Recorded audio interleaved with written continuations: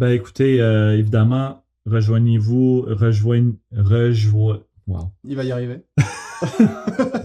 Rejoignez-nous. Ouais, rejoignez-nous. J'avais tellement de misère à le dire, mon Dieu. Mais il est sorti finalement.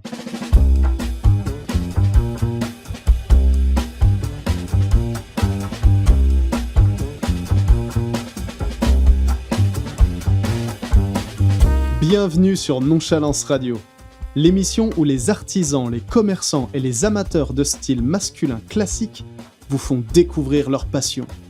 Je suis Clément, votre hôte, et nous sommes à Montréal.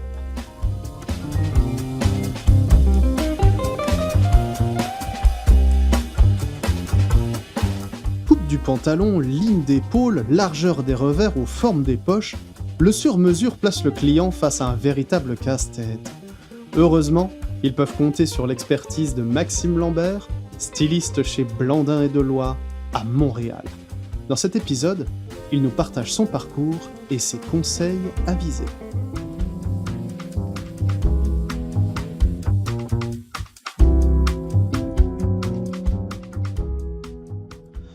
Bonsoir à tous et bienvenue dans ce nouvel épisode de Nonchalance Radio. Notre invité aujourd'hui, un professionnel du vêtement à Montréal et un ami cher, Maxime. Bonjour à toi. Bonjour, merci Clément. Alors Maxime, on se connaît bien? Effectivement. On est copains, tu es membre du Club Nonchalance également. Yes. On se connaît depuis un petit moment maintenant. Ça fait quoi, une petite année? Ouais, à peu près. On s'est connus parce que tu es styliste chez Blandin et Deloy. Blandin et Deloy, équipe Montréal. Exactement, faut pas l'oublier. Non seulement faut pas l'oublier, mais on va s'en parler en long, en large et en détail dans cette émission, avant d'aborder aussi le cœur de ton métier qui est le métier de styliste et le conseil, notamment le conseil vis-à-vis de la coupe et des volumes. Ça, c'est pour tous les passionnés, les accros, les amateurs de mesure. On abordera ça dans une deuxième partie d'émission. Mais d'abord, comment vas-tu? Ça va très bien. Merci beaucoup. J'avais vraiment hâte aussi de faire le podcast avec toi. J'ai bien hâte d'avoir tous les épisodes qui vont sortir. Puis, c'est ça. L'énergie est bonne aussi. Tu es venu avec toute ton énergie, ouais. tout ton entre-gens. Je me suis levé tôt ce matin, je me suis couché tôt hier soir. Fait que je me suis bien préparé, j'étais en bonne forme. Ouais. Puis surtout que maintenant, tu es habitué à t'exprimer face caméra dans les chroniques de Maxime. Donc, c'est le Maxime le chroniqueur qu'on va avoir aujourd'hui au micro. C'est lui-même. Avec peut-être un peu moins de jokes, là, mais je vais peut-être faire moins le fou, mais oui, c'est le même, effectivement. C'est bon. Alors, c'est parti. Écoute, j'aimerais que dans un premier temps, tu nous parles de ton parcours. D'où viens-tu? Par où es-tu passé? Comment en es-tu arrivé à devenir styliste, jeune styliste? Ouais. Chez Blandin et Deloy.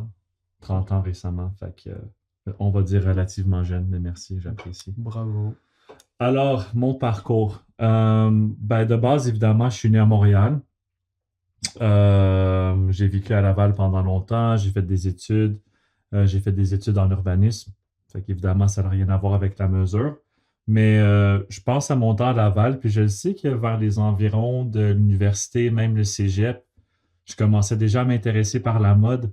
Après, si je m'habillais bien, ça c'est une autre discussion pour une autre journée. Mais j'ai toujours eu un peu cette passion ou comme cet intérêt, cette intrigue, sensibilité envers tout ce qui est craft, là, dans le fond, tout ce qui est artisanal, Ouais. fait que ce soit les chaussures, que ce soit les parfums, que ce soit le linge, évidemment. Fait que petit à petit, je m'informais de plus en plus. Il y avait plusieurs personnes que je commençais à suivre sur la chaîne YouTube, évidemment. Un d'entre eux, c'est bien évidemment Hugo Jacomet, avec qui, en plus, en ce moment, on fait une collaboration chez BD. C'est ça, fait que dans le fond, j'ai toujours eu c'est un gros mot, mais j'ai eu cet intérêt-là qui s'est développé petit à petit. Mais pendant ce temps-là, je faisais aussi mes études. Évidemment, je travaillais à temps partiel, j'étais étudiant. J'ai jamais cru vraiment que c'était quelque chose que je pouvais développer en termes de travail. J'ai toujours cru que ça resterait une passion. Et puis, je pense que la première fois où j'ai vraiment eu ce goût-là, où je me suis dit, en vrai, il y aurait possibilité. C'était mon job chez Simons en 2018. Alors, c'est la première fois que vraiment j'ai eu cette sensation de Ah, il y a peut-être possibilité en fait que je puisse faire ça à temps plein. Ouais. Je me rappelle, je voyais les En tailleurs. tant que vendeur au détail, tu veux dire? Ouais, Dans un premier temps? ouais, exactement. Puis même aussi l'idée d'être tailleur. Je me rappelle chez Simon, justement, j'avais zéro expérience vente au détail, Hmm. mais ils cherchaient des étudiants pour le temps des fêtes. Puis ça a donné, par chance complètement, que j'ai travaillé dans Dans les le... costumes. Fait qu'à ce moment-là, souvent, on faisait des petites mesures, évidemment, on faisait la vente. Mais une fois qu'il fallait qu'on mette des épingles dans le costume, il y avait toujours le tailleur qui descendait. Toujours bien habillé, en Il y a un costume. tailleur chez Simons? Ouais. Je sais plus s'il y en a. Je sais plus. Mais je Il y sais avait qu'il quelqu'un, y quoi. en avait, il y en avait plusieurs même. Il y en avait au moins 4-5. Ah ouais. Des couturiers slash tailleurs, tu sais. Puis Puis ils sont quoi? Ils sont là pour faire des retouches, comme tu pour faire dis, de des la retouches. petite mesure. C'est ça que tu appelles la Ouais, petite mesure? C'est faire 2-3 retouches c'est pour le ça. C'est client du quand tu... prêt-à-porter. Après ça, on fait des retouches. On fait des barres D'accord. de pantalon, fuselage de pantalon, Ouais, ouais. recintrer la taille, etc. Donc en fait, c'était déjà mettre le pied à l'étrier dans le métier que tu fais aujourd'hui, parce que quoi, tu dois mettre, comme tu dis, tu dois mettre tes épingles, tu dois mettre un coup de craie, je sais pas. Exactement. Il y avait des épingles. Fait que le posage d'épingles, souvent, c'était nous, des fois, qui le faisaient, spécialement pour des barres, c'est facile. Ouais. C'était nous. Mais après, ça avait des mesures un peu plus complexes. On faisait descendre justement le tailleur de son bureau. Puis je me rappelle toujours, il y en avait un en particulier, j'oublie son nom, mais il descendait, il était jeune. Dans le temps, tu sais, il y avait une trentaine d'années, début trentaine, puis moi, j'étais début vingtaine. Puis il avait ses lunettes, il avait toujours les cheveux bien peignés. Il avait son main-ruban alentour du cou. Puis je trouvais ça tellement cool. Il y avait son pin cushion, il y avait son pin cushion aussi sur son poignet. Ah ouais, le petit bracelet avec le Ouais, coussin, là. exactement, le petit coussin avec les épingles au poignet. Toujours propre. Puis ça a laissé une marque, en fait. Fait que je me suis dit, OK, peut-être que je pourrais faire ça. C'est drôle, hein, parce que on entend parler de ces histoires de ces jeunes à Paris, tu sais, qui ont fait des études, tu sais, de communication, de publicité, Mhm. d'ingénierie, et puis finalement, Julien Scavigny en premier, architecte, là, qui, tu sais, qui plaque tout pour l'artisanat. Ouais. Et on pourrait croire que ça n'a rien à voir, mais en fait, c'est un peu connexe. Toi, t'étais déjà, enfin, je sais pas ce qui t'a amené à l'urbanisme, peut-être que tu avais déjà une sorte de sensibilité pour les proportions, l'organisation, les trucs comme ça, ou le dessin même, je sais pas. Ouais, et j'aime beaucoup tout ce qui entoure les arts. Je pense que j'ai une belle appréciation pour les arts, mais j'ai Non? pas de talent particulier dans tout ce qui est les arts, le dessin, tout ça. J'ai une belle écriture. Je pense que n'importe qui me verrait écrire, j'ai une belle écriture. Est-ce que j'écris Ah, des textes, par exemple? Pas nécessairement. Mais je pense que c'est quelque chose que si jamais je m'y mettais, ça pourrait se développer. wow. Moi, c'est le même que je pense aussi souvent. Évidemment, je dis pas que je deviendrai écrivain ou quoi que ce soit, mais je pense que s'il y a quelque chose qui te passionne dans la vie, puis tu prends le temps pour te renseigner, puis d'étudier, puis tu t'y mets, tu mets tous tes efforts que tu peux, ben, au final, ça peut se développer. Hein, Eh ben, tu sais quoi, je te propose quelque chose là. Dans le site internet du Club Nonchalance, Mhm, mhm. qu'on va ouvrir bientôt, il y aura une section dédiée, qui sera une espèce de section blog, qui sera dédiée à la publication d'articles sur base volontaire. Eh bien, tu auras Une opportunité. une opportunité. Ce sera l'occasion pour toi de nous Mais montrer tes talents, je si je tu me suis veux. piégé. Excusez-moi tout le monde d'avance si les Non, premiers non, blogs n'ont pas d'allure. Ok? Je fais de mon mieux, je vous le promets. mais non, mais non. Revenons à l'historique. Ouais, Alors, à ce moment-là, tu as ta première formation, en fait, chez exactement. Simons. Ouais, première formation chez Simons. Puis à ce moment-là aussi, je le savais déjà, évidemment, avec tous mes respects à l'équipe chez Simons, je vous adore. Puis c'est vous qui m'a installé cette passion-là. On les salue. On les salue. Je me disais, dans le fond, il fallait que je saute la prochaine étape. Puis moi, déjà, à ce moment-là, j'avais mes yeux un peu vers Suit Supply. Mhm. J'ai fini mes études en 2018, l'université, ma spécialisation en urbanisme. Mais après ça, j'ai travaillé un peu en finance, j'ai travaillé dans une banque. La COVID, évidemment, est venue en 2020. Puis je me suis dit, c'était vraiment pas quelque chose pour moi au final. Je me voyais pas, je me projetais pas au long terme travailler dans une banque, dans un bureau. Mm. Ce qui a fait en sorte qu'en 2021, j'ai fait le choix de quitter mon job stable à la banque, finalement, pour commencer chez Uniqlo de toutes les places. Ah, Chez Uniqlo, tu sais, j'ai vraiment pris un pas à l'arrière en termes de salaire, si on veut. C'est pour vivre ma passion parce que moi, déjà, dans ma tête, j'avais un plan. Je me suis dit, je vais me faire un peu plus d'expérience, merci, d'expérience dans le domaine de la vente au détail c'est ça. pour éventuellement travailler chez Suit Supply parce que je me suis dit, à ce stade-ci, j'ai pas assez d'expérience pour pouvoir Arrive avec un faire le pas. CV. Exactement. J'ai travaillé 3 mois seulement chez Simons. Dans le fond, c'était vraiment saisonnier. J'ai postulé pour travailler chez Suit Supply. Puis, j'ai eu le job. Fait que pour moi, c'était vraiment le plan qui se concrétisait, en fait.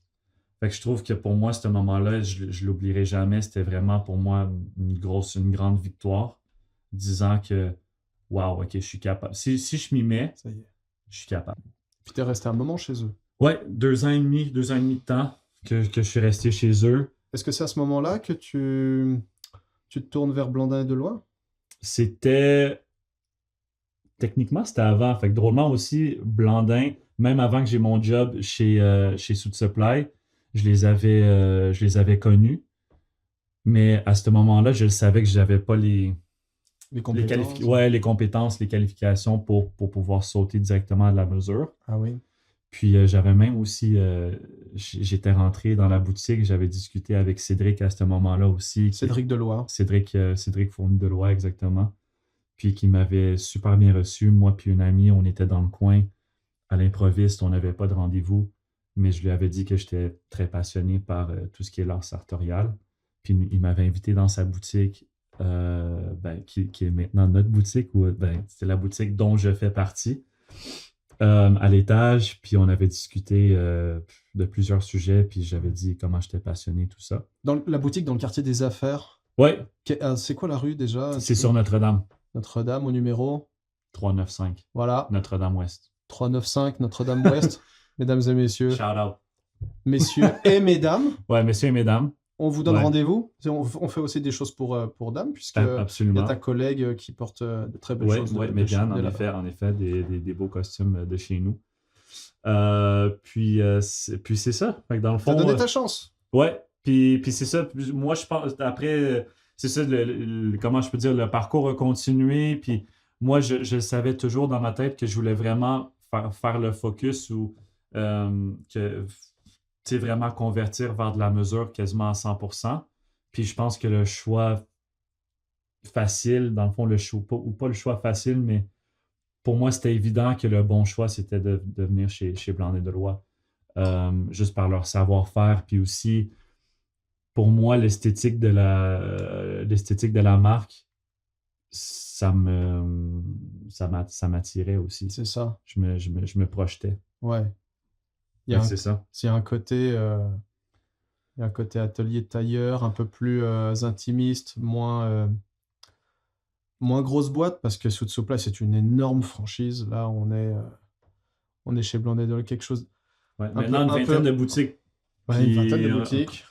constamment en croissance. Fait que ça, c'est bien aussi, mais c'est ça, dans le fond, on est une vingtaine de boutiques maintenant aussi chez Blandin Deloy. Au Québec ou au Canada, il y en a? Au Québec, il y en a deux. Il y en a deux au Canada, une au Québec. Il y a celle-là à Montréal. Et celle à Ottawa. Celle-là à Ottawa qu'on a ouvert depuis 2 ans maintenant aussi. Oh, bien. Ouais. Super. Et Puis maintenant, ça fait 8 mois que je suis là.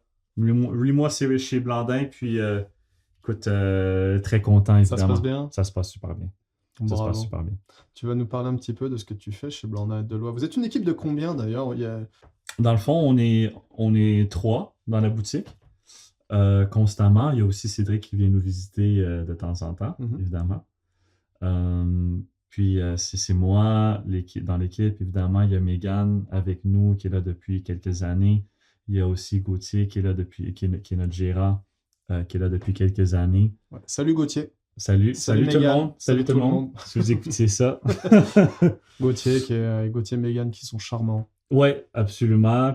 Qui, justement, si on fait référence au club, puis aussi on vous a reçu évidemment, ben on nous a reçus, je sais pas comment le dire, mais on nous a reçus évidemment en boutique. On était une bonne vingtaine dans une soirée, évidemment, chez la boutique Blanc de Lois. Et Puis, oui, évidemment, l'équipe a été un énorme aide pour le développement de cette soirée-là. En fond, et merci beaucoup d'ailleurs, ouais, hein. ouais, Merci vraiment. beaucoup.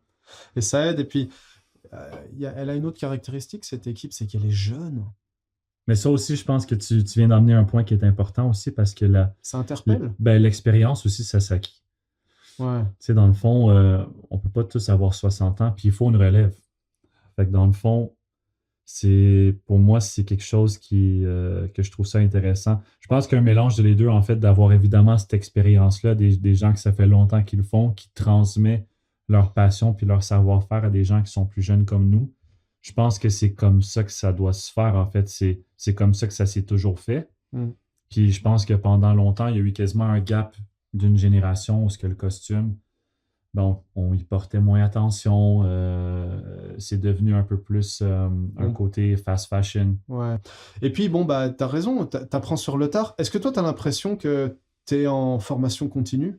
Ah, à 200%. Ah ouais? Si tu penses pas comme ça, je pense que tu laisses pas espace à croître, dans le fond. Ah ouais? C'est impossible de tout savoir. Je pense qu'aussi, chaque nouveau client, on va parler un peu de morphologie tantôt, mais chaque nouveau client emmène des nouveaux enjeux, des nouveaux challenges. Mais je pense que c'est ça, en fait, la beauté aussi de l'artisanat, c'est qu'en fait, chaque situation est différente. Puis il y a rien de plus de le fun. Excuse-moi là, pour l'expression, il n'y a rien de plus le fun que dans le fond, quand tu te rappelles ou quand tu as un souvenir de quelque chose qui s'est passé avec un autre client, disons en termes de mesures spécifiques, tu vois un problème, exemple, un certain pli au niveau de l'épaule ou quoi que ce soit, un pli nuque, mais tu dis, ah, ça ici, ça plus ça, égale, dans le fond, ce phénomène ici. Puis tu t'en souviens, puis tu es capable de le voir à cause de tes expériences que tu as déjà vécues. Ok, t'as des expériences antérieures, comme ça, t'as des connaissances antérieures que tu remets sans cesse à profit dans les nouveaux cas, c'est ça? Exactement. Aujourd'hui, après 8 mois de travail, tu identifies plus facilement les enjeux, les, euh, Oui, les problèmes de coupe et la solution? absolument. Absolument aussi. Je pense que dans le fond, déjà avec mes autres 2 ans d'expérience aussi que j'avais déjà précédemment chez Suit Supply, c'est sûr que ça l'aide.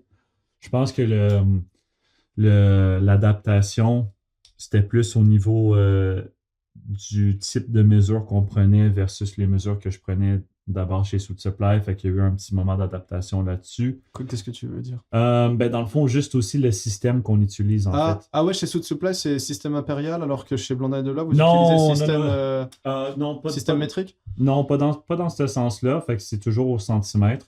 Mm. C'est le système métrique. C'est plutôt, dans le fond, la base de données qu'on utilise pour rentrer les mesures. Ah d'accord. Fait que ça prenait un petit moment pour être confiant avec le système informatique. D'accord. Mais en termes de connaissances, évidemment, la mesure est beaucoup plus poussée chez nous à cette heure. Fait que oui, il y a eu un moment d'adaptation là-dessus. Mais diagnostiquer, en termes de diagnostiquer certains, entre guillemets, problèmes, mais c'est pas vraiment des problèmes, mais tout ce qui est posture, circonférence, longueur, ça pour moi, je trouve que j'avais déjà une bonne base chez Suit Supply. Fait que j'ai pas eu il n'y a pas eu trop de misère dans ce sens-là. Mais c'est sûr que maintenant, vu que c'est plus poussé, on est encore plus dans les détails, ben, il y a toujours, comme on dit, j'apprends des nouvelles choses à tous les jours, comme qu'on dit, mais assez souvent, pas nécessairement tous les jours, mais assez souvent. Ce qui est vraiment intéressant, c'est ce que je trouve passionnant, c'est que dans le fond, c'est continu, le développement. C'est à tous les jours, j'apprends des nouvelles choses. Oui, puis au moins on a l'assurance, enfin le client a l'assurance qu'il arrive avec des stylistes qui sont passionnés, Absolument. qui ont déjà accumulé, qui ont déjà une expertise parce qu'ils ont déjà pratiqué sur plusieurs clients Absolument. et qu'on trouvera la solution. La bonne coupe, absolument, que ça soit avec moi, que ça soit aussi avec ceux-là qui ont beaucoup d'expérience en France. Tu sais, souvent, j'ai vraiment un network de collègues une cinquantaine de collègues chez nous, chez Blanc de Deloitte, à qui je peux faire référence. Fait que si jamais on arrive avec une certaine situation, Tu peux toujours t'appuyer sur le réseau pour Exactement. obtenir les réponses à tes interrogations. J'aurais pas pu mieux dire. Merci. C'est exactement ça. Ça se passe comment quand un client arrive, prise de rendez-vous, Ouais. comment ça c'est quoi les étapes en fait? Alors, l'étape numéro 1, des fois, il y a des walk-ins, fait que des gens qui rentrent dans la boutique, À qui viennent nous l'improviste. voir à l'improviste exactement, qui sont de passage sur la rue Notre-Dame. Évidemment, on a une très belle boutique. Je pense que déjà, ça fait effet. Fait que les gens, moi, c'est la raison, si je parle de mon expérience, moi, je me rappelle, j'avais vu les costumes sur les mannequins à l'extérieur, les grandes fenêtres, les grandes baies vitrées sur Notre-Dame. C'est ça. Ça donne toujours l'impression. Puis je pense que des fois, après ça, les gens, ben justement, ils sont curieux, fait qu'ils rentrent à l'intérieur. Ah ouais? Absolument. Comme une boutique. Comme une boutique, parce Alors- qu'il y en a qui pensent, d'après moi, qu'on doit faire aussi du prêt-à-porter. Puis, ben, après ça, évidemment, gentiment, on leur explique qu'on fait de la mesure, etc., etc. Puis, souvent, ben, si ça leur intéresse, on entame le processus de les recevoir chez nous. Alors, souvent, ça passe par le rendez-vous découverte. Alors, le rendez-vous découverte, une demi-heure qu'on passe avec le client. C'est un peu comme un entretien comme on fait aujourd'hui. On apprend un peu sur eux, c'est quoi leur projet, est-ce qu'ils se marient, est-ce que c'est pour le travail, est-ce que c'est par plaisir. Parce qu'évidemment, comme on le voit avec notre groupe, il y a des gens qui font ça par plaisir parce qu'ils aiment leur sartorial, ils aiment bien s'habiller, ils aiment des produits de bonne qualité. Vu qu'on fait aussi des pièces décontractées en passant, on fait des jeans, on fait des sariennes, on fait des vestes de travail, etc. C'est ça. Fait que ils viennent chez nous, on passe une demi-heure ensemble, on leur montre quelques matières si on se rend à ce stade-là, on apprend un peu sur leur projet, etc. Fait que ça, c'est pour le premier rendez-vous. Puis après ça, on passe à l'acte au rendez-vous commande. Puis après ça, au rendez-vous de commande, généralement, j'aime ça le séparer en trois différents. Comment je pourrais dire? Étapes, phases. Trois différentes phases, merci. Fait que, il y a le choix du tissu, finaliser le choix de tissu, en fait, une demi-heure. Après ça, la prochaine demi-heure, c'est finaliser tout ce qui est choix esthétique du costume. Alors, choisir la doublure, choisir le boutonnage, choisir le style de revers, la fermeture, est-ce qu'on veut un croisé, une veste droite, etc., Ouais. etc. Vous avez un logiciel avec des modèles comme ça? Oui, C'est ça? Il y a un logiciel catalogue. avec les modèles, absolument. Puis aussi, on a des catalogues qu'on a développés récemment pour donner des inspirations aussi aux gens. Alors, c'est ce qu'on appelle de la demi-mesure. Donc, vous avez des patrons qui sont déjà Ouais. définis, mais il y a quand même une large gamme de détails. Par exemple, Peuvent être différentes épaules, c'est ça? Ouais, ouais. Puis je pense Je- qu'aussi la meilleure façon que je peux différencier, c'est que dans le prêt-à-porter, évidemment, c'est un costume qui est déjà préconfectionné, qu'après ça, on adapte ou qu'on fait des ajustements avec le tailleur. Tandis que nous, à l'opposé, on va une étape plus loin. Alors, oui, c'est un patron qui est préfet, qu'on utilise, qu'on fait porter le client pour baser nos mesures. Mais à partir de ce patron-là, on fait des ajustements posturales que tu ne peux pas faire dans le prêt-à-porter. Exemple, si on a des épaules basses, dans le prêt-à-porter, on ne peut pas jouer avec les épaules, on ne peut pas faire baisser nécessairement une épaule pour accommoder une certaine posture. Font-nous à l'opposé, c'est qu'après ça, nous, le patron, on l'adapte et puis ensuite, le patronage à l'atelier sera coupé à les proportions que nous, on définit. Alors, on va une étape plus loin. Il y a comme une étape de plus dans le processus que maintenant, non seulement à part les choix esthétiques qu'on peut faire, alors la largeur du revers, etc., le style d'épaule, est-ce qu'on veut une épaule qui est napolitaine ou souple avec un padding très léger, ou sinon une épaule très structurée à l'anglaise, ou sinon un entre-deux. On a toutes ces options-là. Mais aussi, c'est vraiment en termes de la coupe. Donc, vraiment, on peut vraiment l'adapter à ce point-là. Ouais. Puis Une jupe plus couper longue, à les proportions qu'on demande, aux dimensions qu'on demande. Voilà. Nous aussi, on a des centaines de bases aussi pour des costumes de différents. Même si c'est un cran droit ou si c'est un cran aigu ou un croisé, de chaque modèle, on a 4-5 modèles différents. Alors, si jamais tu voulais un cran aigu, mais un peu légèrement arrondi, on peut le faire, alors un peu plus à l'italienne. Si jamais on voulait un cran aigu toujours, mais un peu plus droit, un peu plus à l'anglaise, un peu plus conservateur, un peu plus traditionnaliste, ben on peut faire ça aussi. Et, Euh, et puis là, après tous ces choix-là, il vient pour des essais. Il y a combien d'essais en général quand le client vient dans boutique? ouais, fait que si on ne considère pas que le premier rendez-vous, c'est un essayage, ça serait la commande, entre guillemets.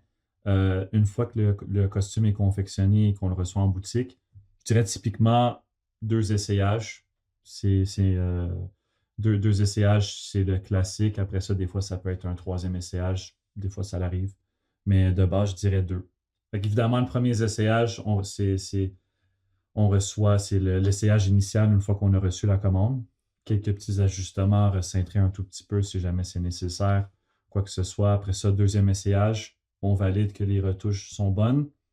Puis après ça, généralement, c'est merci, bonsoir. Ouais. Mais Ouais. tu vas rarement au-delà de 3 essayages de toute façon.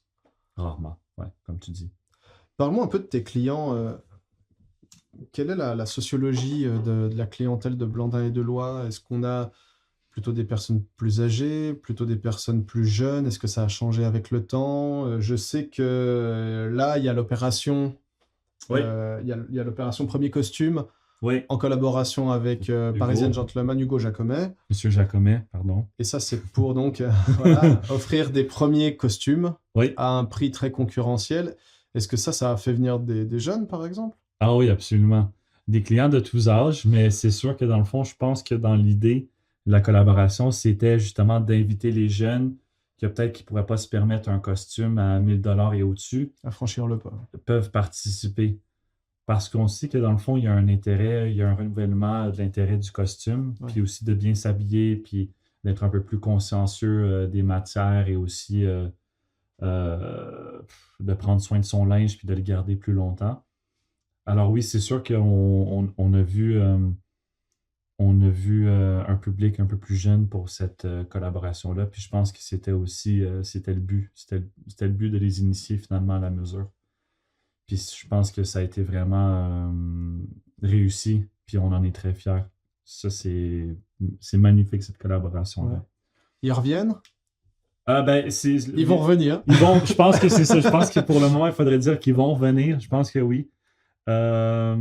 C'est parce qu'en ce moment, c'est tellement récent que Ouais. en ce moment, on est en train de Non, recevoir non, c'est les sûr. commandes initiales. On verra, l'avenir nous le dira. Ouais. Parce qu'ils n'ont pas goûté que au costume.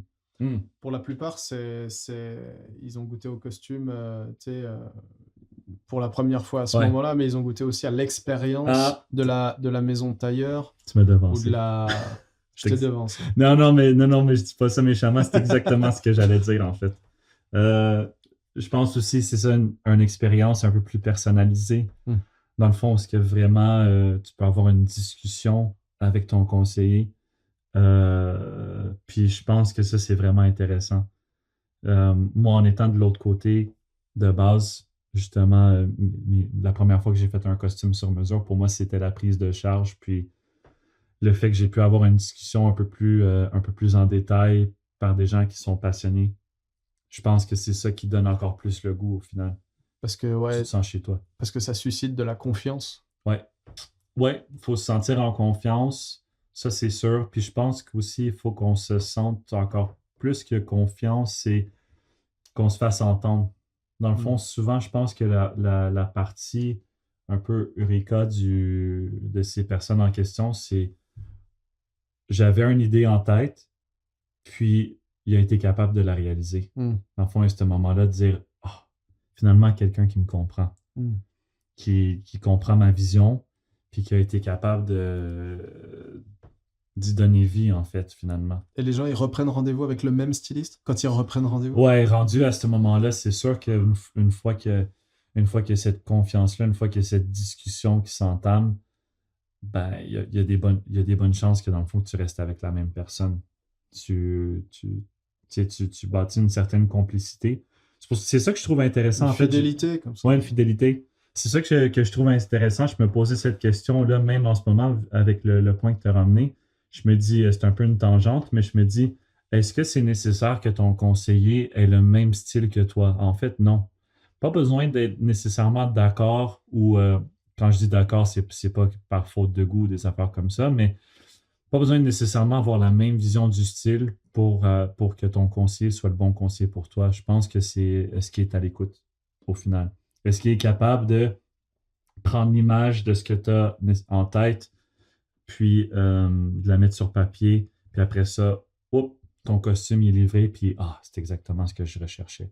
Quand ils recherchent quelque chose, mais Ouais. quand ils savent pas ce qu'ils veulent, Ouais. comment tu abordes ça?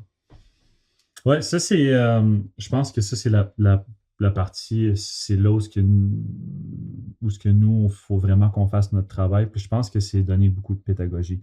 Poser beaucoup de bonnes questions aussi.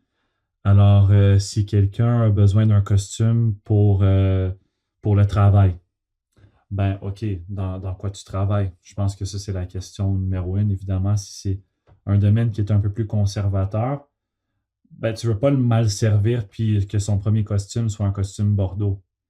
Je pense que dans le fond, souvent, tu vas rester dans un costume classique, plutôt un costume charcoal dans un sergé twill ou un costume marine dans un sergé twill. Dans le fond, c'est une matière classique. Après aussi, des fois, tu peux jouer un peu avec ça si la personne te dit mais je pense que j'aimerais un léger motif. On a des motifs légers qui peuvent être assez versatiles et qui peuvent être pratiques aussi dans des milieux de travail un peu plus conservateurs. Alors, je pense qu'encore une fois, la même chose, c'est d'être à l'écoute. Alors, même quelqu'un qui ne sait pas nécessairement ce qu'il recherche, déjà, s'il il peut me dire où est-ce qu'il travaille. Tu lui demandes son rang dans l'entreprise Non, pour pas qu'il concurrence le patron? non. Mais je pense que déjà, à la base, si tu fais un costume 2 pièces avec un cran droit, je pense que si on commence à parler avec des revers en pointe, c'est souvent là où oui, on a cette association avec une position de pouvoir un peu plus. Le croisé avec... Ouais, le croisé ou le 3 pièces, même le 3 pièces. Mais non, jusqu'à date, j'ai pas eu ce souci-là, en fait. Fait que ça n'a pas été nécessairement un point de discussion.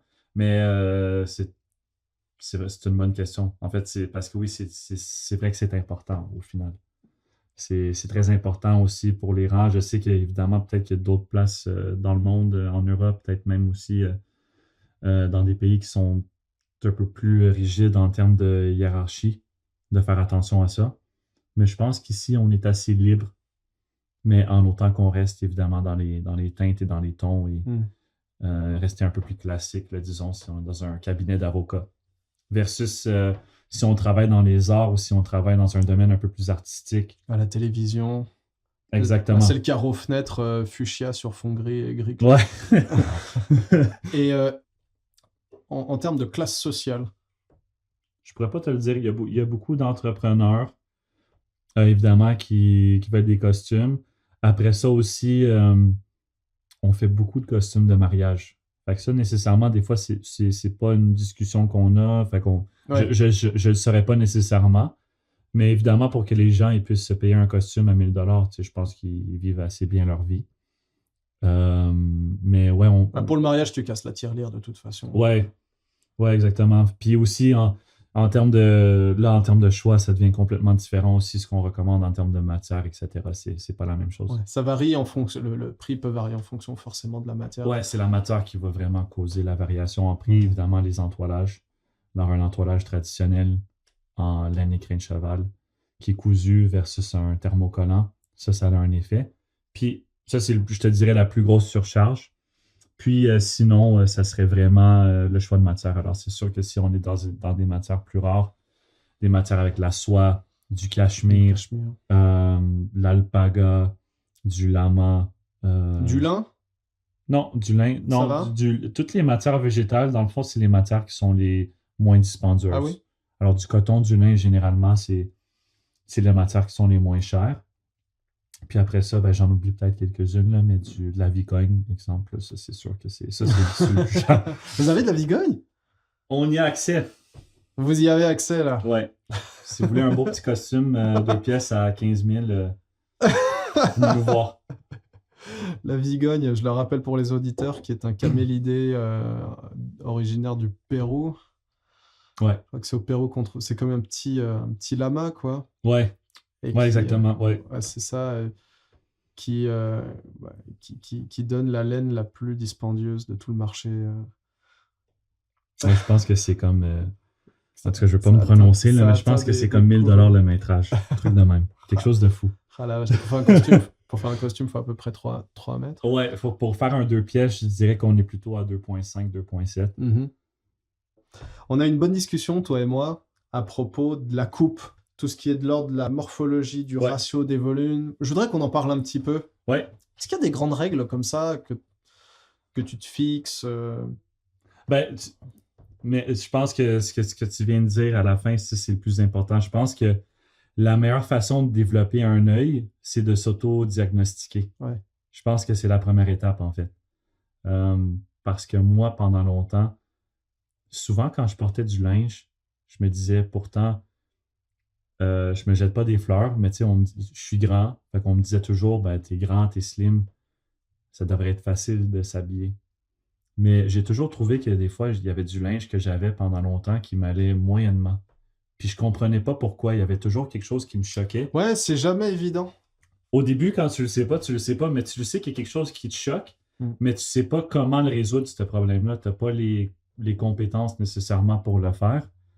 Puis après, heureusement, vu que c'est mon métier, ben moi, j'ai découvert que dans le fond, en termes de mes proportions, je suis vraiment long de torse au final. Fait que je suis vraiment proportionné 50-50, entre guillemets, torse, puis longueur de jambes. Fait que pour un grand garçon, j'ai des jambes qui sont relativement courtes, ou peut-être pas courtes, mais j'ai le torse qui est relativement long, entre guillemets. D'accord. Alors, où est-ce que ma taille naturelle ou mes hanches sont placées? Si j'ai un pantalon qui est taille médiane, ou souvent les pantalons à cette heure qui sont taille basse, Mhm. avec des tout petites fourches, Ça va vraiment te faire des petites jambes. ouais, ça va vraiment faire des petites jambes, puis ça fait vraiment pas beau. Alors, dès que j'ai pu découvrir le pantalon de taille haute, avec des fourches qui sont plus longues, qui viennent vraiment couper la silhouette, qui me raccourcissent la longueur du torse, Ouais. T'es à combien de fourches là? 33 cm. D'accord. Ouais, fait que je pense que c'est 14 pouces, quelque chose de même. Ouais, c'est ça. Entre 30 et 33 cm Ouais. en termes de longueur de fourche. Ce qui est beaucoup, en fait. Ouais, c'est ça. Mais ça, t'es déjà grand. Hein. Ouais. Tu fais combien comme Je taille? fais 1,94 m. 1,94 m. Ouais.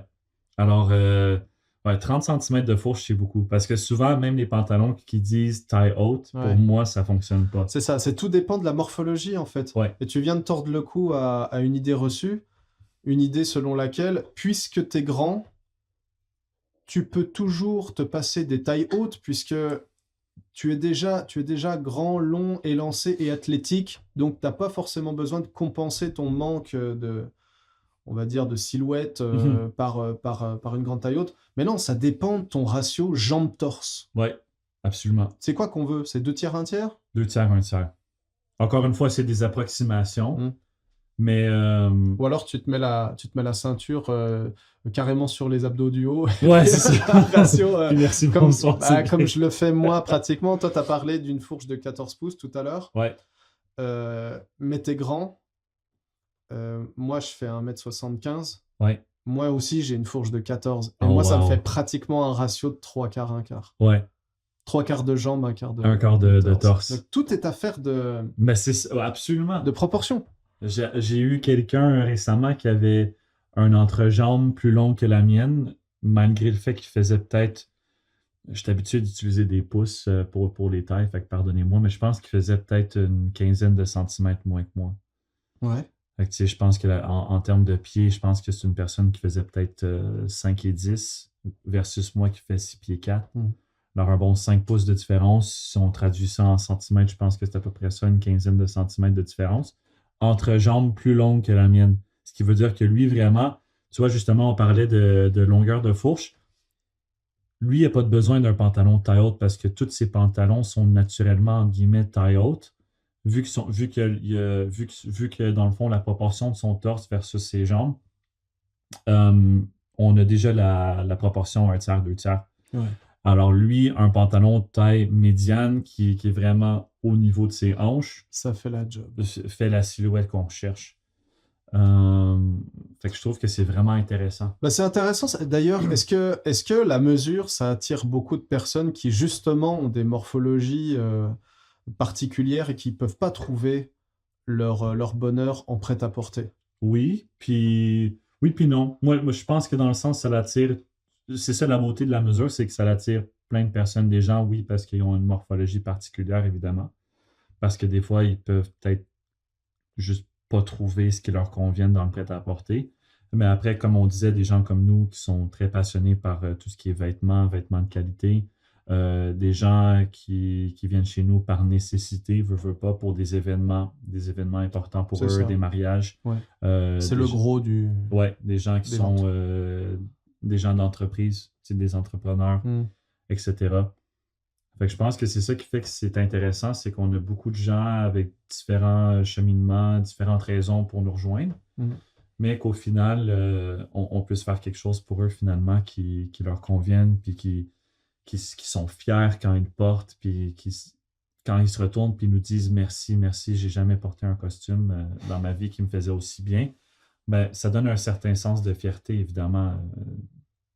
On travaille fort aussi pour avoir des résultats qu'on a. C'est excellent. Qu'est-ce Fait que tu... Qu'est-ce que tu conseillerais à quelqu'un un homme qui vient, qui a de l'embonpoint, qui a un ventre, Ventru, rond, comme un qu'on dit. ventru. Je voulais pas être insultant. Non, Ventru. Ventru. En termes de pantalon, tu lui conseilles quoi? Ouais, ça, c'est difficile. Je dirais, souvent, on finit par faire un pantalon qui est un petit peu plus taille basse, finalement. Parce que s'il fallait qu'on fasse un pantalon qui était taille haute, il faudrait vraiment que le pantalon soit euh, à la pointe la plus large du ventre, un peu comme quand on positionne le premier bouton Ouais. au niveau de la veste. Généralement, on veut que le positionnement du premier bouton soit à la partie, disons, en termes de circonférence la plus large au niveau du ventre, C'est ça. pour que ça fasse un beau drapé au niveau de la poitrine, etc. Un peu vers son nombril, quoi. Exactement. Alors, pour le pantalon, ça serait un peu la même chose, mais des fois, ça cause... Vraiment, le pantalon, dans ce cas-là, il serait quand même très large. Oui, parce que si tu le coupes droit, si tu veux effacer le ventre, Ouais, tu fais une coupe très très droite, Ouais. comme ça, tout ce que tu vois de profil, c'est une espèce de rectangle qui descend, mais Ouais, ça ouais. fait très large à la fin. très large. Alors, des fois, dans le fond, pour compenser, c'est ça serait quand même une coupe droite que je recommanderais, évidemment, mais qu'on fasse en sorte de baisser la fourche pour qu'il puisse la porter en dessous du ventre. Moi, je dirais que c'est la recommandation que je fais le plus souvent par rapport à ça. D'accord. Aussi, des boutons bretelles, ça l'aide aussi. Boutons Ouais. bretelles pour venir maintenir le pantalon pour qu'il tienne bien droit. Garder la structure. Exactement, pour pas qu'il vienne plisser nécessairement au niveau de la ceinture. Mm. Ça aussi, c'est une recommandation qu'on peut faire aussi dans ce cas-là. En termes de volume, Mhm. il y a une publication de notre ami Florian, DSQ Flow sur Instagram, si vous avez envie de voir ce qu'il fait. Flow. Florian est un ami à nous, il Ouais. travaille énormément sur les volumes, il achète beaucoup de vintage et il a très souvent des petits hauts et des gros bas, Mhm. c'est-à-dire des petites vestes Ouais. assez cintrées. Cropped aussi, souvent un peu plus courte. Ouais, cropped. Ouais. Et puis des pantalons très taille haute, mais Ouais. très larges, avec des ouvertures. Ce qu'on appelle l'ouverture, c'est le rond qui est en bas du l'ouverture, pantalon, c'est là où le tu bas de passes ton jambe. pied. dans le Voilà, fond. le bas de jambe, Ouais. voilà. Ouais. De 12 pouces pas de circonférence, de diamètre. De diamètre, ouais. Ce qui ferait peut-être 23 cm, truc de même. Ouais. Ouais. C'est 12 ça. pouces, peut-être même plus. Et puis, il a fait une publication et il disait, est-ce que vous êtes plus petit haut, gros bas, gros ouais, haut, petit bas, gros haut, gros bas, petit haut, petit bas? Moi, Ouais. j'aurais tendance à dire, même en général, je pense même au costume, même pour le costume, pour moi, d'avoir une veste qui est cintrée avec un pantalon large, ça fonctionne très bien. Un pantalon cintré avec une veste large, ça fonctionne pas du tout. Non, ouais, c'est ça. Ça fonctionne pas Dans du tout. Dans le premier cas, t'as l'air d'une tour Eiffel, en fait. Ouais. Tu sais. Ben, dans le fond, C'est une ça comparaison. l'allonge, ça l'élance la Voilà. silhouette. Dans le deuxième cas, t'as l'air d'un panneau de circulation. Ouais, ou l'effet un peu cornet de glace, là, dans le fond, avec la boule de glace, Ouais, avec c'est ça. le cône. J'aurais de la misère à dire pourquoi. J'assume que même il y a probablement des arguments scientifiques ou mathématiques pour ça. mais je pourrais pas te le dire. Des règles esthétiques absolues Ouais, comme mais ça? non, même pas règle esthétique. Je pense que même en termes de théorie un peu plus poussée, je pense qu'il doit avoir une raison pour ça. Mais juste l'effet à l'œil, euh, c'est où, dans ce cas-là, à la limite, ça serait veste large, pantalon large, ok, ça suit en termes de proportion, Ouais. ou petite veste, petit pantalon, tu sais, en termes de coupe slim, etc. Mais si jamais on voulait faire, disons, une pièce qui est large puis une pièce qui est moins large, dans ce cas-là, choisissez le pantalon qui soit plus large puis que la veste elle soit plus courte ou plus petite. Le pantalon très slim, en tout cas, c'était jusqu'à récemment parce ils sont repassés à des coupes plus larges, mais c'était l'apanage de la grande distribution. Et on voit souvent, Ça coûte moins cher de dessus. quand quelqu'un porte un costume et qu'il n'a pas réfléchi à l'esthétique du costume ou qu'il n'a pas étudié le sujet, on le voit tout de suite parce on a souvent l'impression qu'il porte un leggings, quoi, un peu trop court en bas et puis avec un motif très marqué. Ouais. Alors que, chez Blondin et Deloire, on a une esthétique plus classique. Ouais. Esthétique plus classique. Après aussi, l'idée, je pense, encore une fois, c'est l'idée de la pédagogie, c'est on n'est pas aussi là non plus pour forcer n'importe qui à porter ce que nous, on veut. Mais je pense qu'à l'opposé, c'est pas une question de forcer, mais c'est une question de donner donner de l'information au client, être très clair.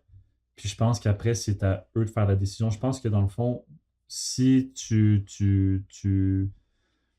si tu es capable de bien t'exprimer puis donner les raisons pourquoi, je pense qu'il y a toujours un compromis à se faire. Mm. Même que ce soit un pantalon un peu plus fuselé. Alors, dans ce cas-là, un pantalon qui est un peu plus large, disons, à la taille, pas à la taille, pardon, Cuisses. mais aux cuisses. Puis après ça, que tu as un fuselage Ouais, c'est naturel ça. qui se fait. Parce que Aucun problème. parce que si au-dessus c'est déjà pas très large, alors en bas ça va être encore Mhm. plus cintré, puis là tu peux carrément plus remonter ta jambe de Non, pantalon c'est au-delà ça de ton exactement. mollet. Ça bloque.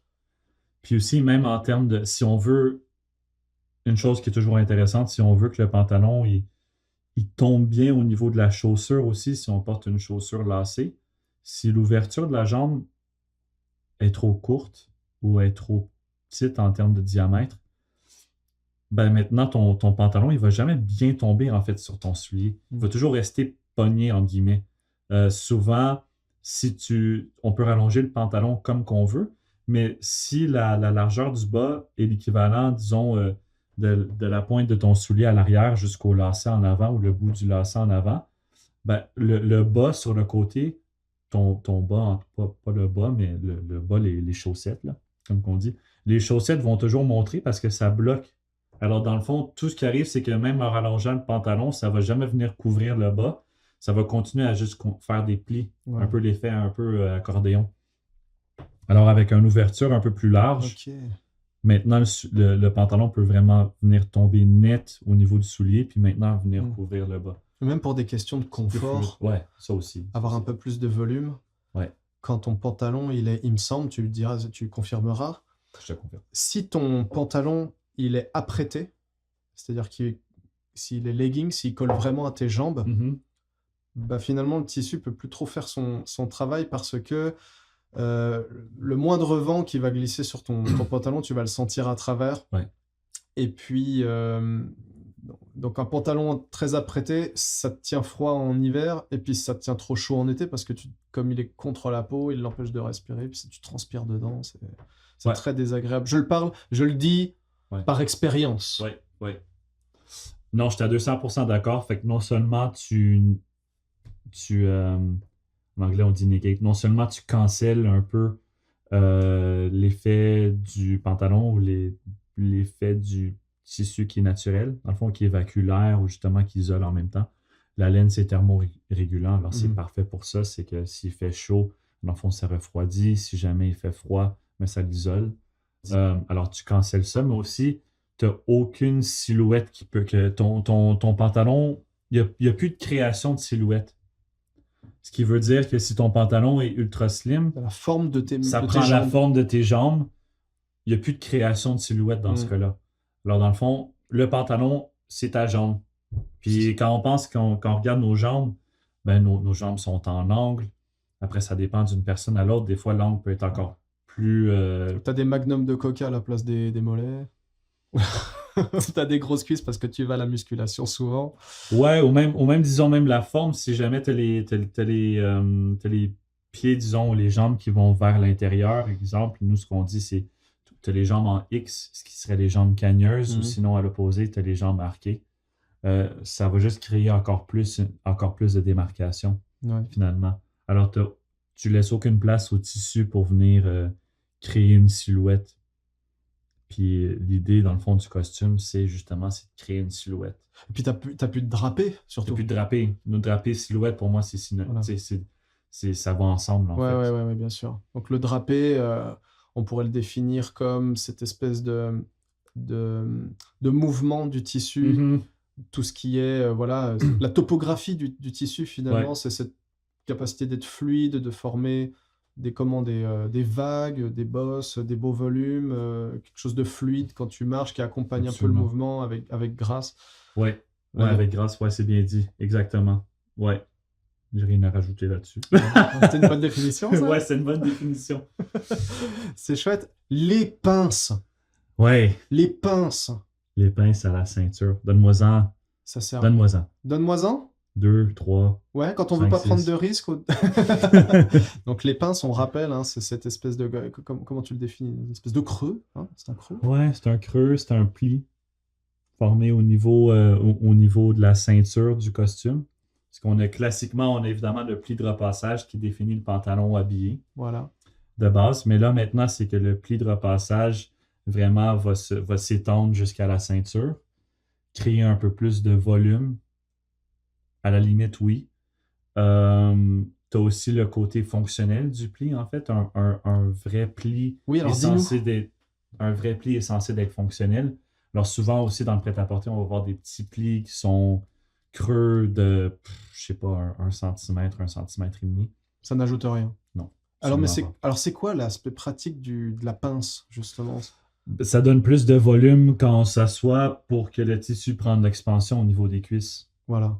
Puis aussi, en même temps, ça crée des jolies silhouettes aussi. Fait que déjà, de un, ça crée une belle silhouette.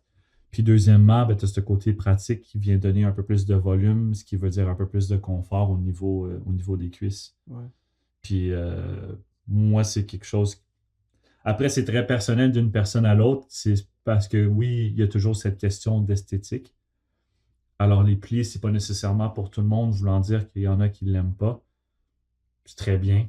Il y a toujours des manières de créer des silhouettes avec du confort sans nécessairement qu'on ait besoin des plis. Oui, Mais je pense que c'est quelque chose qui est très joli. c'est vrai. Ça donne un côté classique Ouais, aussi, hein. au costume. C'est en train de revenir, d'ailleurs, hein. Ouais, classique qui est Uniqlo, redevenu tout ça. contemporain et, Voilà, c'est finalement. La mode, c'est ça cyclique. revient, les tendances reviennent sans arrêt. Ah oui. Mais c'est vrai qu'il y a un aspect pratique. Mais tu as raison, quand j'ai commencé, là, moi, j'étais un aficionados complet des pinces. Mhm. Mais comme j'ai une petite assise, je pouvais me permettre de porter des pantalons sans pinces. Et puis, tu peux avoir des pantalons sans pinces, flat front, comme on les appelle, Ouais, qui avec ont le un pli de beau repos, ouais. volume et qui font tout à fait Ah le oui. travail. Donc, C'est ça la beauté, c'est que dans le fond, c'est rendu là, c'est une question de mesure. Euh, Puis même aussi, quelqu'un qui a l'assise un peu plus développée ou pas, tout le monde peut bénéficier des pinces. Mm. Puis c'est ça l'idée d'avoir une belle mesure, en fait, c'est que au final, il y a beaucoup d'options, beaucoup de choix qu'on peut faire d'une personne à l'autre. Après ça devient vraiment une question de choix personnel, rendu là. Préférence, entre guillemets. ouais, puis il y a beaucoup d'options de ceinturage aussi. Alors, Ouais, les fermetures Gurkha, Mm. les pattes, la patte de fermeture allongée, il y a aussi des tiges d'ajustement intérieur. Je sais pas si vous les faites là. tige. Ouais, c'est des tiges boutonnées que tu tires, qui passent Oui, dans la oui. doublure, mais à l'intérieur du pantalon, qui passent dans la Mais la doublure. patte ressort, par exemple, Non, ou non, non? non, non, non, Ok. ça reste à l'intérieur du ceinturage. Ça, d'après moi, non. Ah, écoute, moi j'ai essayé ça chez Luxir, là, c'est formidable, là. Parce que tu as au moins. C'est ça aussi le truc. À discuter. Ouais, faut penser au pantalon dans la longueur parce que tu peux prendre. Tu manges, tu prends un peu de. Enfin, t'es un peu ballonné, donc t'as pas envie de te sentir trop serré, tout ça. Alors il y a Il y a des choses à faire. Mais moi, dans le fond, c'est drôle. On parle de pantalon, mais je suis un fan fini du pantalon. Je pense que le pantalon, c'est vraiment une pièce qui est intéressante Ouais. parce que pour moi, ça peut être une pièce en soi. Souvent aussi, moi, ce que je dis, c'est que c'est pas nécessairement tout le monde qui veut être nécessairement en costume, puis c'est totalement OK. Mais je pense que dans le fond, d'avoir une belle paire de pantalons, c'est un absolute must. On parle souvent, tu sais, sur les réseaux sociaux, sur YouTube, enfin dans les émissions de Jacomet, on pose souvent la question, quelle est la première pièce que vous conseilleriez? Mhm. On entend plein de choses différentes. Il y en a, c'est la veste d'abord pour construire immédiatement la largeur d'épaule. Il y en a d'autres qui disent une belle paire de souliers, ça vous fait déjà rentrer Mhm. de plein pied, sans blague, dans l'art sartorial. Au Club Nonchalance, on pense que c'est d'abord le pantalon taille Ouais. haute. Est-ce que tu serais d'accord avec cette, euh, cette déclaration de principe? Ouais, d'accord. Dans le pantalon taille haute, j'irais peut-être pas jusqu'à ce point-là. Parce que ça redessine tout Ouais, de suite la silhouette, c'est ça ouais. que je veux dire. Ouais, moi je pense que c'est juste une belle coupe de pantalon en fait, Hmm. un pantalon qui est bien coupé. J'avoue que si c'était moi qui, avec mes préférences, je dirais aussi le pantalon taille haute. Mais je pense aussi qu'on peut vraiment avoir des beaux pantalons taille naturelle. Parce que comme je disais aussi, c'est un jeu de proportion. Fait que c'est pas tout le monde qui nécessairement a besoin d'avoir un pantalon taille haute. Mais je pense que quelque chose qui est une belle coupe, Tout le dans monde a une besoin belle d'une belle coupe. matière, ouais, dans une belle matière, avec une belle ceinture aussi, une belle coupe droite à la limite. Je pense que c'est une nécessité dans la garde-robe. Eh ben, merci d'avoir posé cette nuance, tu vois. Je m'en étais pas rendu compte. Et puis là, quand tu le dis, c'est vrai que ça, tout le monde n'a pas forcément besoin d'une taille haute, mais on peut tous avoir une belle coupe.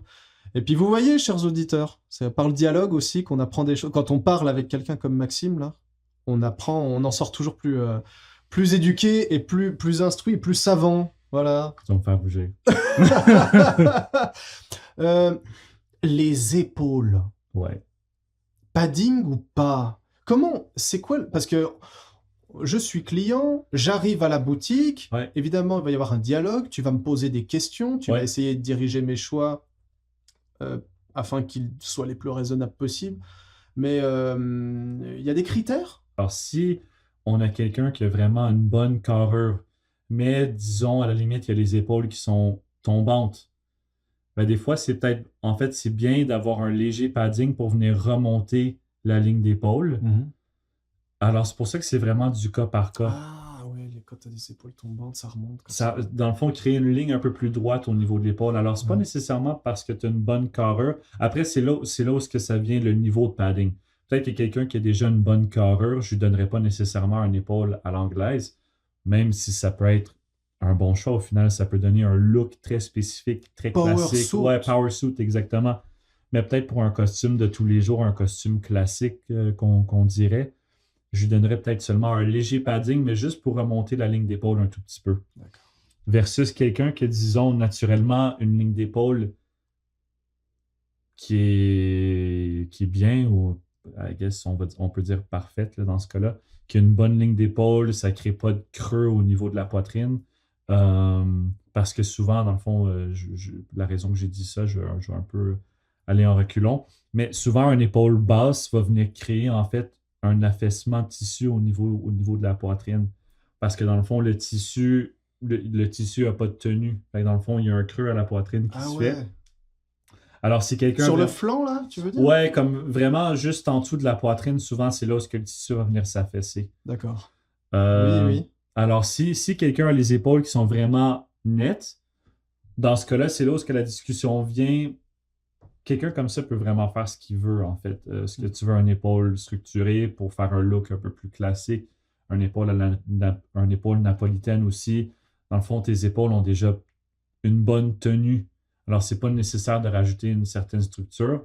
Puis, si on fait un costume classique avec une épaule napolitaine, ça fera pas décontracté, en fait. Il n'y a pas ce côté décontracté. On peut quand même rester sur un costume classique avec une épaule napolitaine. Alors, je pense que c'est vraiment du cas par cas. Ça a beaucoup à voir avec la morphologie Si t'as un spécifique de la garçon personne. qui fait beaucoup de muscu, qui a déjà des épaules très très fortes, Ouais, j'imagine après, qu'avec un gros padding, ça va lui donner des épaules encore plus ouais. fortes. Après ça, la question, comme je viens de dire, la question se pose, est-ce que les épaules tombantes ou pas? En fond, si on veut remonter sa ligne d'épaule ou pas. Alors, si tu me dis que lui, en plus, il y a des épaules qui sont nettes, qui sont droites, ben oui, dans ce cas-là, j'aurais tendance à plus proposer une épaule napolitaine.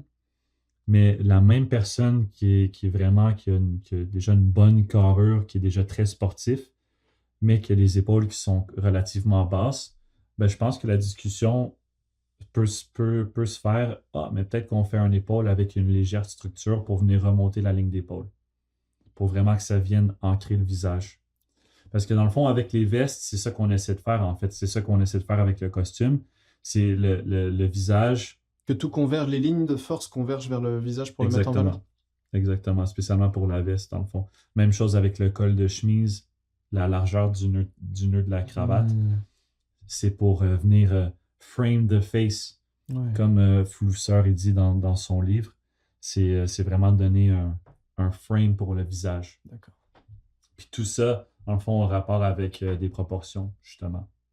Fait que je pense que ça l'a beaucoup développé, dans le fond, au fil des années, mon interprétation de ça, que je trouve intéressant parce que ce que je pensais qui était la Bible avant, qui était vrai, finalement, c'est pas aussi... Non, à l'épreuve du réel, ça tient pas toujours. Non, non. Il y a beaucoup de facteurs. C'est pour ça qu'on veut être accompagné par un styliste. C'est parce qu'il y a tellement de facteurs qui rentrent en ligne de compte Mhm. qu'on a besoin d'être guidé, on a besoin d'être aiguillé. Tu sais, il y a tellement de questions à se poser. Moi, Ouais. je vais en mesure, on me pose des questions, j'arrive et je me dis, punaise, je pensais avoir pensé à tout, mais j'ai pas. Tu veux combien de boutons de manchette? Je sais pas. T'as pensé à la forme de ton épaule? Bah, je suis pas sûr. Ouais. Là, les stylistes sont toujours là pour nous faire un peu d'éducation. Je pense qu'aussi c'est ça notre travail, en fait. C'est bien de poser ces questions-là, au moins pour que la personne se dise, exemple, de ton côté, tu te la poses, cette question-là, comme ça te donne une idée de ce que tu veux. Mais je pense aussi que ça revient quand même majoritairement, ça devient notre travail à nous de s'assurer qu'on donne la bonne suggestion, qu'on peut vraiment proposer quelque chose euh, qui va te bénéficier au maximum.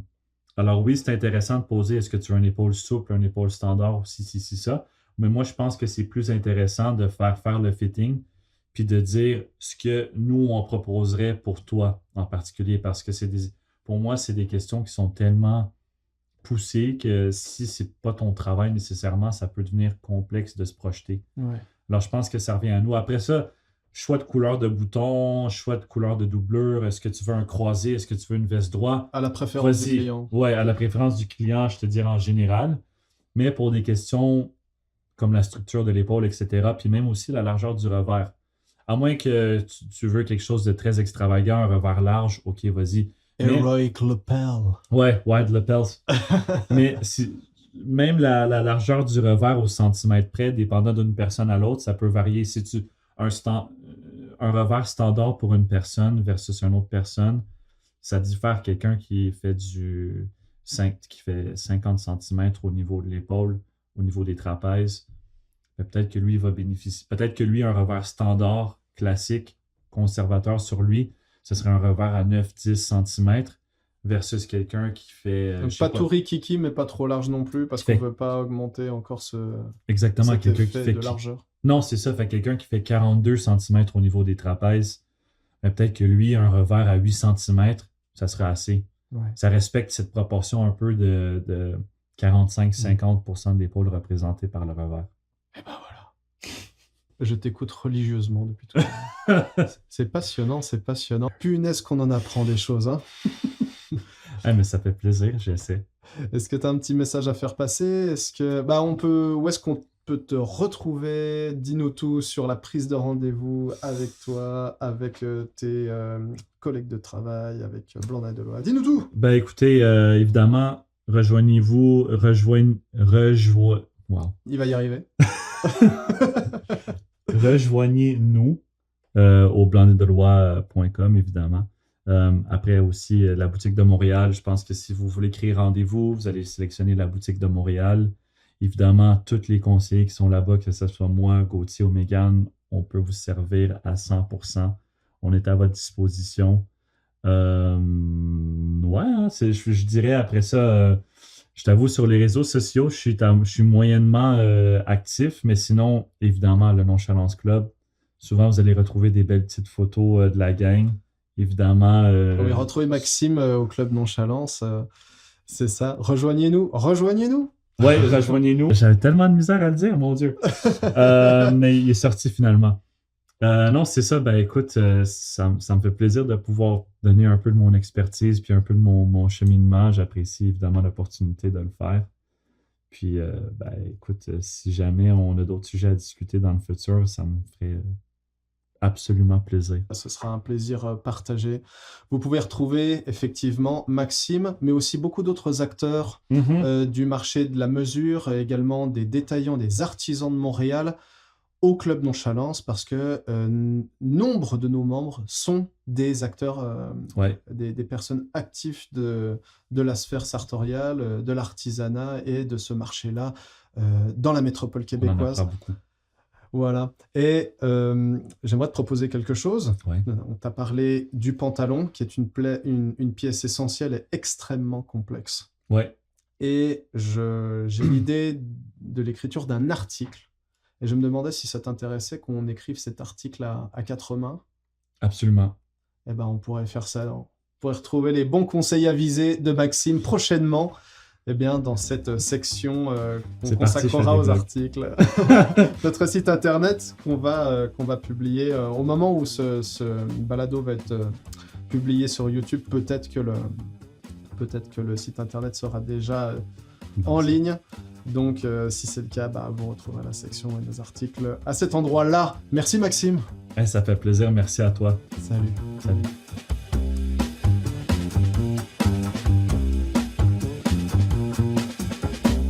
Merci d'avoir écouté ce balado. Soutenez le Club Nonchalance en vous abonnant à nos pages YouTube et Instagram, en likant nos vidéos et en partageant notre contenu. Retrouvez nos balados, nos articles et nos événements sur clubnonchalance.com. Pour rejoindre notre communauté et bénéficier de tous les avantages réservés aux membres, rendez-vous dans la section Rejoignez le club. À bientôt.